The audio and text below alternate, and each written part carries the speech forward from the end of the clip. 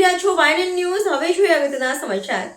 Vadodara cyber cell દ્વારા cyber જાગૃતિ દિવસ અનુસંધાને વડોદરા શહેર પોલીસ ઝોન 2 દ્વારા સાયબર સિક્યુરિટી વિષય પર સેમિનારનું આયોજન કરવામાં આવ્યું હતું. વડોદરા સાયબર સેલ દ્વારા સાયબર જાગૃતિ દિવસ અનુસંધાને સાયબર સિક્યુરિટી વિષય ઉપર વડોદરા શહેરની એમએસ યુનિવર્સિટી ટેકનોલોજી ફેકલ્ટીના ઓડિટોરિયમ હોલ ખાતે સેમિનારનું આયોજન કરવામાં આવ્યું હતું, જેમાં વિદ્યાર્થીઓને સાયબર જાગૃતિ અંગે માહિતી આપવામાં આવી હતી.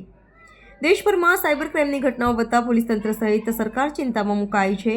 ત્યારે આવા સાયબર ક્રાઇમને અટકાવવા માટે પોલીસ તંત્ર તેમજ સરકાર દ્વારા લોકોને જાગૃત રહેવા અવારનવાર અપીલ પણ કરવામાં આવી રહી છે.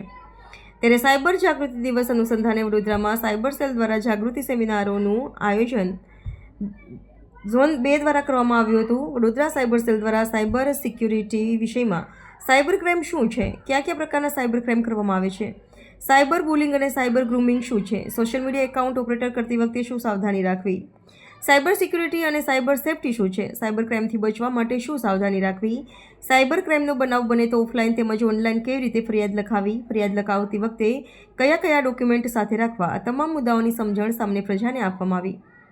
આ પ્રસંગે વડોદરા શહેર પોલીસ ઝોન 2 અભય સોનીમાં આવતા પોલીસ સ્ટેશનના તમામ પોલીસ ઇન્સ્પેક્ટર તથા સ્ટાફ તેમજ સાયબર સેલનો સ્ટાફ વિશેષ ઉપસ્થિત રહ્યા હતા અને પ્રજાનું માર્ગદર્શન પૂરું પાડ્યું હતું.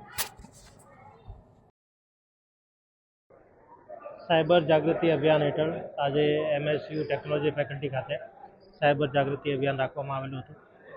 આમાં વડોદરા શહેરના ઝોન 2 વિસ્તારમાં આવતા તમામ પોલીસ સ્ટેશનના રહેવાસી, જેમાં ઇન્ડસ્ટ્રીઝના લોકો, સ્ટુડન્ટ્સ, વેપાર કરતા લોકો, જુદા જુદા સેક્શનના લોકોને આમંત્રિત કરવામાં આવેલું હતું.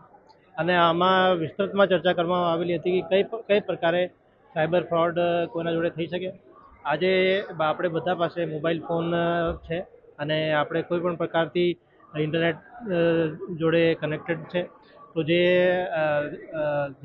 ખૂબ જ આપણાથી દૂર બેઠેલો માણસ જે છે, આપણે કંઈ પણ રીતે સોશિયલ એન્જિનિયરિંગના માધ્યમથી લોભ લૂંટાણી કરીને આપણા પાસેથી પૈસા અથવા કોઈ પણ પ્રકારની લાભ લેવા માટે કઈ રીતે એમઓ સાથે આપણે ફ્રોડ કરી શકીએ, આ બધા એમઓની પ્રકારની વિગત આપવામાં આવેલી હતી. અને લોકોને જાગૃત કરવામાં આવેલું હતું કે કોઈ પણ પ્રકારના એવા તમારા જોડે ઓફેન્સ બને તો તરત જ 1930 ઉપર કોલ કરવાનો અને ગભરાવાનો નહીં. Subscribe now and press the bell icon. Never miss an update.